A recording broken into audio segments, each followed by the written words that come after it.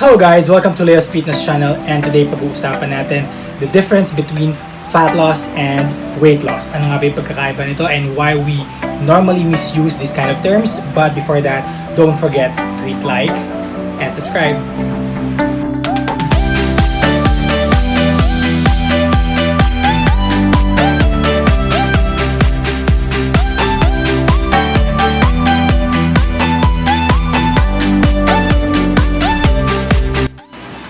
Alright, so ayun guys, no, as I mentioned before, I have been attending classes to gain my certification as an official fitness trainer, and one of my classmates there is Enzo Bonoan. So for those na nakakilala kay Enzo Bonoan, siya lang naman yung itinanghal na 2019 Bodycon Gold's Gym Grand Winner, Mr. Bodycon of Gold's Gym 2019. So it just happened na classmate ko siya dito sa course na ito, and I came across to one of an article kung saan nilinaw niya yung pagkakaiba when it comes to our term na ginagamit, which is yung weight loss and fat loss. Bakit? Kasi normally, pagka tinatanong tayo when it comes to working out, ang normal na sagot natin is because the reason why we work out is because gusto kong mag-weight loss. Kahit ako, guilty ako dito when I use this kind of term. Normally, ginagamit ko talaga yung weight loss as a general term. Pero may malaking pagkakaiba pala ito when you say weight loss. Now, there is a deeper explanation kung ano ba talaga yung gusto mong mawala sa katawan mo. Is it just your weight, or are you trying to be more specific, like, or yung fats ba yung gusto mong mawala? So yun yung pag-uusapan natin ngayon, and thank you kay Enzo Bonoan for having this kind of article para mas malinawan tayo kung ano ba talaga yung pagkakaiba ng weight loss and fat loss. Dito pumapasok yung madalas nating naririnig na sa mga sagot na ano ba talaga yung gusto mong mangyari? Gusto mo bang mag-lose ng weight? Or gusto mong mag-lose ng fat, or some other things. So today we will try to clarify some of these terms para mas malinawan tayo kung ano ba talaga yung gusto natin and ano ba talaga yung goal natin, the reason why we work out. Okay, so ano nga ba ang pagkakaiba ng weight loss and fat loss? Most of the time, napagpapalit natin yung paggamit ng term na weight loss and fat loss. Why? When someone says, I wanted to lose weight, technically, ang gusto niya talagang sabihin ay, I wanted to lose fats. Bakit tayo nagkakaroon ng misconception? Because kung titignan natin guys, when we say weight loss, it's your whole body. Ibig sabihin, everything that is consist in your body. This could be body fat, this could be your bones, the fluids in your body, your fats, the fats inside your body, and a lot of other things na your body consists of.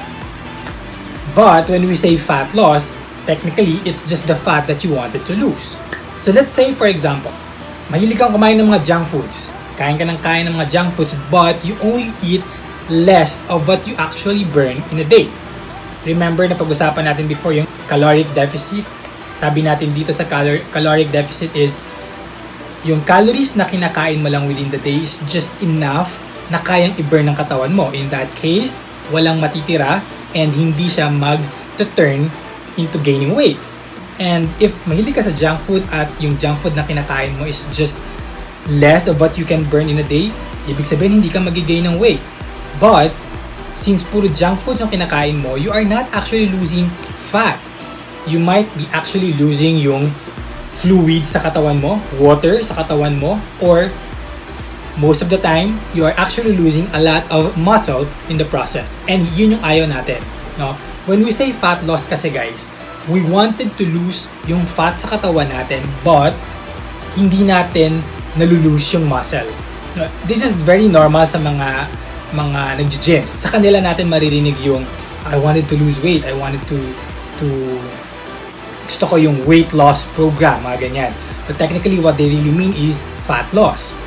Because in the middle of that process, they wanted to lose those fats in their body, but making sure na hindi nawawala yung muscle mass ng katawan. Because yun yung nagbi-build, nag-shape, yun yung makikita natin na nag-grow sa katawan ng mga bodybuilders. And they don't want to lose that. What they really wanted to lose are just the fats. And there are many ways to do that. Kung gusto mo lang talaga ay ang mawala ay yung fats, at hindi mag-suffer yung muscle mass ng katawan mo. There are so many ways to do that. You'll just have to make sure that you're doing it the right way. Kaya dyan pumapasok yung mga programs na naririnig natin when it comes to working out in the gym. Just making sure na when you lose weight, doesn't really mean na you are losing other components of your body, but just the fat.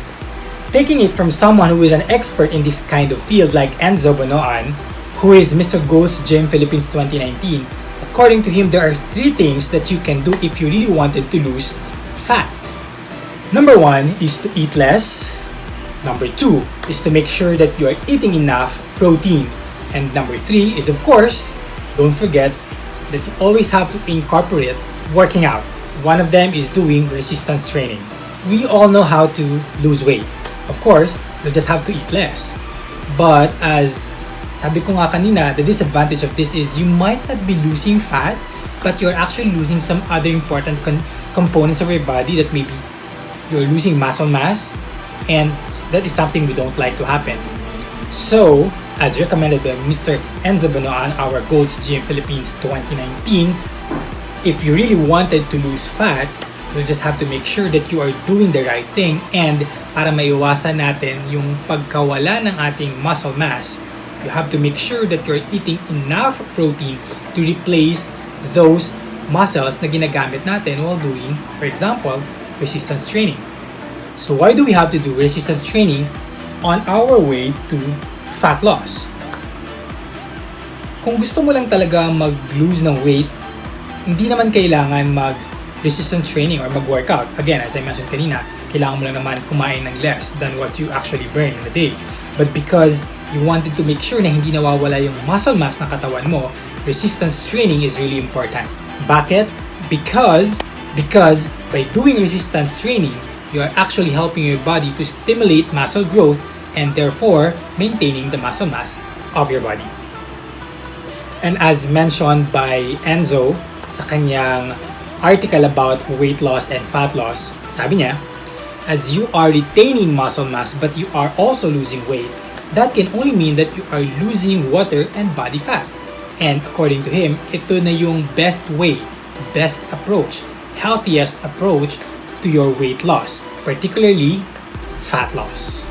So paano naman kung for example, ang goal mo is paano naman kung ikaw ay isang bodybuilder, no? And you wanted to maintain that kind of build, but at the same time you wanted to lose weight. Wala tayong choice. You really have to make sure that you're lifting heavy weights. But if kung hindi nga available yun, as according to Enzo, marami naman tayong options.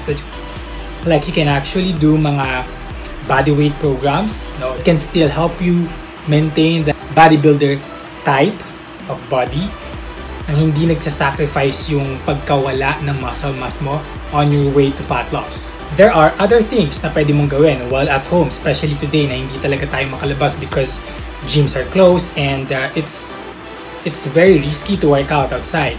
So marami tayong option that you can do at home, mga home workouts that helps you lose those fats and at the same time make sure na nag-stimulate yung muscle natin, and at the end of the day, we know that there is no muscle we are losing from our body.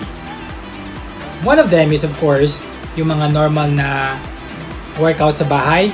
We can focus on 4 muscle groups: your chest, your legs, your arms, and your back.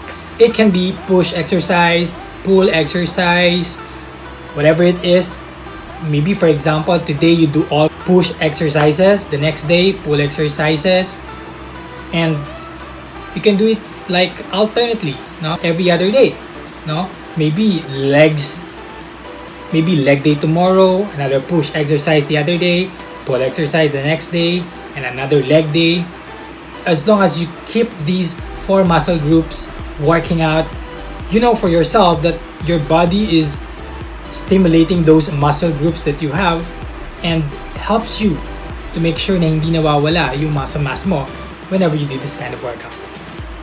But of course, all of this depends on your fitness level. Na hindi naman, not because someone is doing this kind of heavy lifting, ganun din yung gagawin mo. Workout always depends on our fitness level. Kung ano yung kaya nating workout, let's stick to that. And kung ano yung available na material sa bahay, kung may resistance bands ka dyan, kung may dumbbells ka sa bahay, or you have your homemade equipment, that's okay. You can use that. as long as you make time for it and you use yung available materials around you, you're on right track. Okay, so right now alam na natin yung pagkakaiba ng weight loss, fat loss, and also ways on how to lessen yung fats sa katawan natin, what we can do to lessen those fats. So right now, I'm sure nagtatanong ka, how fast can I shed or how fast can I lose fats? The definite answer to that is there is no exact time. Why? Because one person can lose fats maybe 1 week. The other person can lose in 2 weeks. Other person can lose fats in 3 weeks. What I'm trying to say here is iba-iba tayo ng paraan or iba-iba tayo ng way to lose fats. And what applies to me doesn't apply to everyone. But the most important thing about losing fats is yung pag-build natin ng lifestyle. Let's say for example, one person can lose fats in 1 week. And within that week, talagang binago niya yung lifestyle niya. Hindi siya kumakain ng mga matatabang pagkain, hindi siya masyadong kumakain ng mga junk foods, everything to make sure na mag-lose ng fats. But right after that week, or maybe after 2 weeks of losing that, bumalik siya sa dating lifestyle niya. And that method na ang bilis niyang mag-lose but hindi naman niya na-sustain for the next few weeks is useless.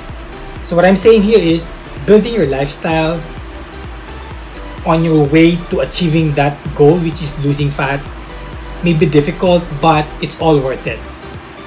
Sabi nga nila, di ba, there is no shortcut in achieving your goal. It will always take time. And same with losing fats. Now, if you really wanted to reach that goal na dumating yung araw that you reach your fitness goals, it's because you work hard for it. Hindi siya a matter of week, a matter of month, but it will take some time. And when that time comes, you know for yourself that everything is worth it.